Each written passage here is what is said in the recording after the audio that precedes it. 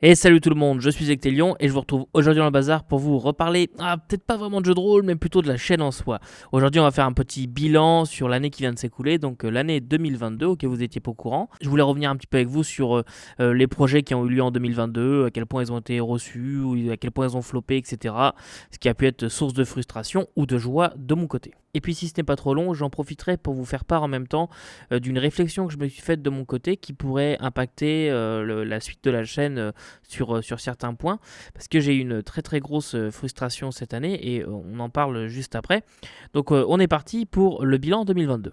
Alors déjà, première conclusion qu'on peut tirer de 2022 pour la chaîne au Bazar d'Ectelion, la chaîne a eu du mal à grossir. Alors elle a grossi, hein. La dernière vous étiez quelque chose comme 136 au moment du bilan et j'avais 6 mois d'existence, même pas.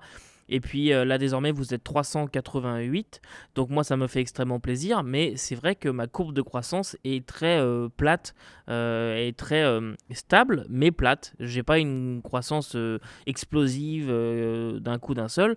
C'est vrai que quand je me compare parfois à d'autres chaînes qui jouaient à peu près dans les mêmes eaux que moi en termes d'abonnés, bah, désormais elles sont à quasiment 100 voire plus d'abonnés que moi. Et moi, je stagne un petit peu. Alors, je ne sais pas exactement à quoi ça peut être dû, mais bon, écoutez, c'est comme ça, je ne vais pas non plus me plaindre. Puis de toute façon, je tiens aussi à rappeler que je ne suis pas sur YouTube pour me faire de l'argent ou pour gagner en popularité, pour satisfaire mon ego ou quoi que ce soit. Le fait que ça ne grossisse pas en termes d'abonnés, bah, j'en viens forcément à me poser des questions en me demandant si le contenu que je propose est de qualité, si il plaît aux gens, si je dis, bah, je raconte pas que des conneries, etc. Et donc j'en viens un petit peu à me demander des fois pourquoi est-ce que ça ne grossit pas plus, tout simplement plus. Et bon, bah, j'en ai tiré quelques conclusions. Je vais essayer un petit peu d'adapter certaines choses en 2023 et après, et puis on verra bien. Mais c'est vrai que ça a été un petit peu une année compliquée en termes d'abonnement, on va dire.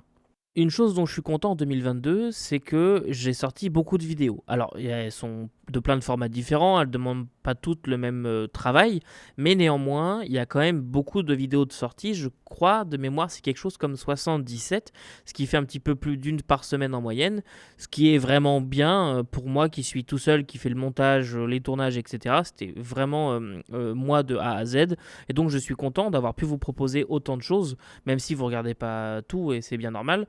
Mais voilà, je suis content de pouvoir vous proposer autant de contenu.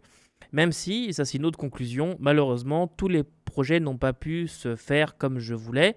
Il y en a que j'ai dû mettre de côté parce que je n'avais pas les gens disponibles ou bah, pas le temps, tout simplement. C'est l'exemple de Écoutons, hein. Écoutons, c'est un peu l'exemple parfait. On l'a laissé végéter un petit peu quelques mois. Et puis, bon, là maintenant, ça devrait se faire. Normalement, on a une date d'enregistrement. Donc ça devrait se faire en 2023 sans trop de problèmes. Il y a aussi les Déterrons qui ne sont pas sortis, que je vous avais dit en 2021 que je les ferai en 2022. Malheureusement, ce concept-là, je n'ai pas réussi à le proposer tel que je le voulais. J'avais une vision du concept et j'ai pas réussi à la proposer. Voilà, j'arrivais pas à en sortir une forme qui allait bien, donc ça m'a pris beaucoup de temps pour absolument rien finalement. Même si non, j'ai tiré des enseignements de tout cela, mais voilà, en fait ça ressemblait plus à un découvron qu'autre chose, et donc ça ne me plaisait pas, parce que dans ce cas-là, pourquoi est-ce que j'aurais pas fusionné les deux propositions, et je voulais pas le faire parce que c'est pas des jeux d'aujourd'hui qui ont des systèmes un peu datés, etc. Donc je voulais proposer quelque chose de différent. Là, je pense être arrivé à une recette, donc vous verrez ça normalement en 2023 si tout va bien. Et en parlant de concepts qui n'ont pas forcément abouti, j'aimerais vous parler 2 minutes de Adapton. Donc ça a été une de mes plus grosses surprises 2022. Donc Adapton, je vous rappelle un petit peu le concept. Je prenais une œuvre, série, livre ou quoi que ce soit, et j'en faisais une adaptation en allant chercher un système qui convient à l'œuvre pour adapter ses particularités, etc. Alors, ça a été un petit peu compliqué sur plusieurs points. Tout d'abord, ça a complètement floppé. C'est une vidéo qui a fait moins de 100 vues. Je crois qu'elle a 95 vues, quelque chose comme ça. Personne n'a vu cette vidéo. J'avais fait Adapton sur la série de Apple C, une série avec Jason Momoa. Honnêtement, je m'étais dit que ça allait fonctionner, que c'était un format qui allait plaire, et je me suis donné un peu de mal. Alors, je me suis rendu compte en la faisant et après en la montant qu'il y avait des choses que j'aurais pu faire différemment, que j'aurais voulu faire différemment, mais qui allaient me demander vraiment, vraiment beaucoup, beaucoup plus de travail. J'aurais peut-être dû le faire, mais ça allait prendre vraiment beaucoup de temps sur la chaîne. Donc je l'ai sorti comme ça, en me disant, bah tiens, si ça plaît, la prochaine fois, je changerai ci, je changerai ça. Et finalement, ça n'a pas plu. Et en fait, j'ai l'impression que tout le monde s'en est complètement foutu. Alors, est-ce que c'était le choix de si qui les gens s'en foutaient un petit peu, ou est-ce que c'était juste le concept en soi? J'en sais rien, mais en tout cas, personne n'a vu cette vidéo. Vous pouvez la retrouver sur la chaîne, hein, si jamais vous ne l'avez pas vue, que ça vous intéresse. Mais le but, c'était vraiment de trouver un système pour une œuvre en particulier et puis d'essayer de voir ce qui pourrait correspondre à cet univers-là. Mais vraiment, ça n'a vraiment pas du tout fonctionné. Donc, Adapton, je n'en ai pas refait en 2022, j'en ai sorti qu'une seule. Il y en avait plusieurs de prévues, mais finalement, non, j'ai préféré faire autre chose. Donc, voilà, pour l'instant, ça c'est mort. Je pense que je vais essayer de la relancer, mais dans un autre format, on va dire, beaucoup plus complet. Mais ça pourrait me prendre vraiment, vraiment beaucoup de temps. Je pense que un Adapton sur un sujet se découperait en plusieurs vidéos parce que sinon, enfin voilà, je pourrais jamais tout faire tenir en une seule vidéo. Donc je pense qu'on en reverra ça en 2023. Et si d'ailleurs vous avez des idées de choses que vous aimeriez voir adaptées, n'hésitez pas à me les dire en commentaire. Et moi, je regarderai le prochain sujet de Adapton. Mais moi, c'est un concept que j'aime et que j'aimerais bien voir revenir. Je pense que ça pourrait être utile. Et évidemment, le but, hein, c'est de les faire jouer avec des systèmes génériques pour que les gens comprennent que oui, il y a bien une utilité à avoir des systèmes génériques. 2022, ça a aussi été l'année des actual plays pour la chaîne, un petit peu plus qualitatif que ceux d'avant. En tout cas, j'espère, vous me direz si vous les regardez. Mais on a sorti la campagne Donjons et Dragons Dragon of Icespire Peak, celle qui est dans l'Essential Kit. On l'a fait jouer de A à Z, on l'a terminé. Je suis assez content qu'on en soit venu à bout parce que honnêtement, c'est vraiment une aventure que j'aime pas du tout. Et bon, j'en ai déjà fait la critique, mais même en relisant l'aventure pour la refaire jouer sur la chaîne, je me suis rendu compte encore d'autres détails que j'avais pas dit dans la critique. Et finalement, je confirme mon avis, cette aventure, c'est vraiment de la grosse merde. Voilà, je le dirai jamais assez. Non, et puis bon, mes joueurs avaient accepté aussi d'être là pour une dizaine de séances. Et le truc, c'est que ce ne sont pas non plus des joueurs complètement débutants à D&D. Et comme j'avais restreint le contenu, les possibilités de classe, d'évolution et tout, juste au contenu de la boîte, c'est vrai que ça a pu en frustrer certains. Donc oui, il fallait quand même que ça finisse par finir tout ça. Et mine de rien, ça a quand même été un gros plus pour moi parce que ça m'a permis de prendre énormément de compétences. C'est aussi 2022, pour moi, c'est aussi l'année de je prends en compétences. J'ai appris, déjà je me suis vachement amélioré sur le montage, en tout cas je trouve, sur le son aussi, là aussi je trouve. Je me suis amélioré pour tout ce qui est habillage au niveau des actual plays, j'ai appris plein de choses. Ça m'a permis aussi de faire le générique que j'ai fait pour Dragon of Icespire Peak. Et ensuite, toutes ces compétences-là, je les ai réutilisées pour la deuxième campagne qui est actuellement en cours, l'héritage des tempêtes. Donc ça m'a permis de prendre en skills tout simplement, de prendre en compétences, de prendre des XP, voilà, et de monter mon niveau de vidéaste. Et ça m'a bien plu, j'ai appris vraiment beaucoup de choses, j'ai appris à utiliser After Effects, des effets de montage un petit peu plus poussés, etc., les effets de son, les compresseurs et tout ça, utiliser OBS, ce genre de choses, tout ça c'est des choses que je ne savais pas faire en 2021 et que maintenant je sais faire, je maîtrise pas encore 100%, mais je sais faire. Et puis pour l'héritage des tempêtes, la seconde campagne en actual play qui est actuellement en cours, là c'est pareil, c'est beaucoup beaucoup de travail pour moi à faire en amont. Ça m'a mangé une bonne partie de 2022 pour rien vous cacher.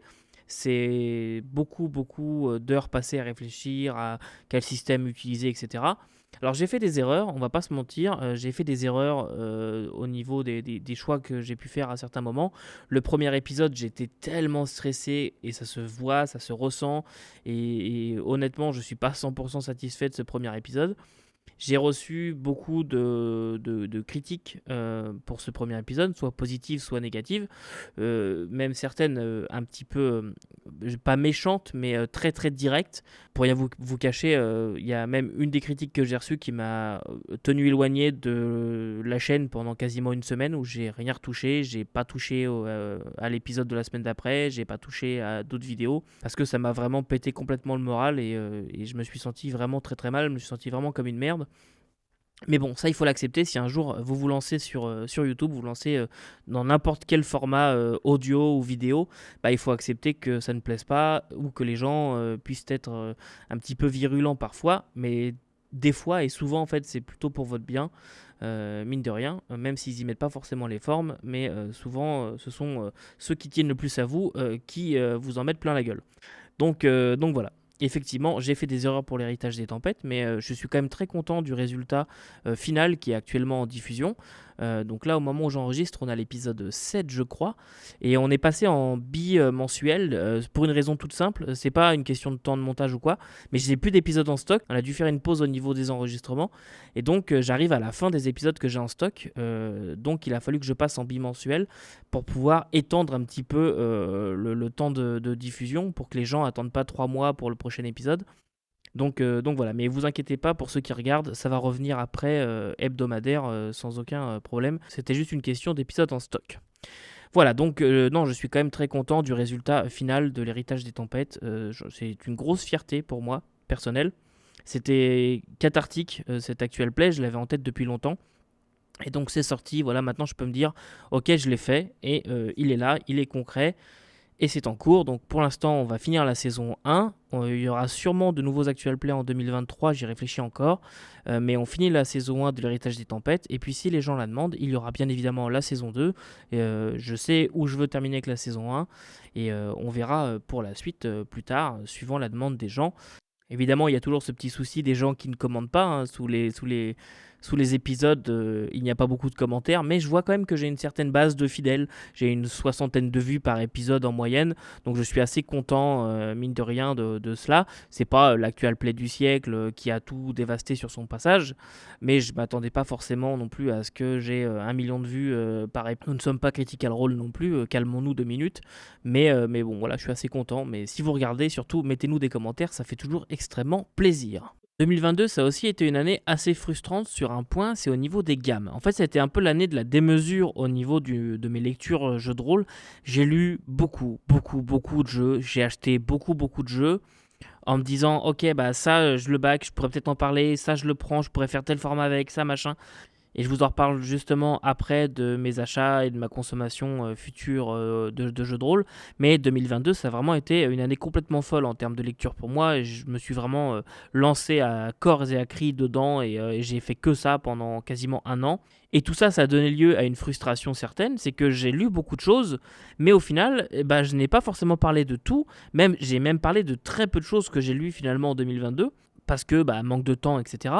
Et il y a un point que je m'étais promis de faire au début de la chaîne, c'est que j'étais là aussi pour vous parler de gamme, de scénarios, de campagnes, etc. Et j'y suis pas arrivé parce que je me disais ouais mais là j'ai déjà présenté le jeu, j'ai présenté le système, là je vais les saouler si je reparle encore de ce jeu-là, les gens vont commencer à se lasser. Je l'avais vu un petit peu avec les vidéos de l'été que j'ai faites sur Fantasy Edge, qui était là aussi pour préparer le terrain de l'actual play. Fantasy Edge, je vous en ai parlé pendant 2 mois et honnêtement, même moi à la fin j'en avais marre quoi. Donc voilà, je voulais parler un petit peu d'autre chose.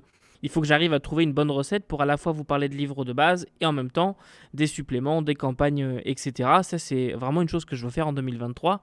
C'est une de mes plus grandes frustrations 2022 de ne pas avoir réussi à présenter déjà certaines gammes que je voulais. Je pense notamment à Trudvang que je voulais vous présenter en 2022, mais que je n'ai pas pu. Ça arrivera en 2023, fin d'année, je pense, fin 2023. Il faut que je me replonge dedans. Et voilà, je voulais vous parler de campagne, machin, mais c'est pareil, c'est toujours un peu compliqué de parler de campagne parce que comment on tourne ça? Est-ce que je spoil à fond? Est-ce que voilà, c'est juste ça. Comment est-ce que je tourne ça?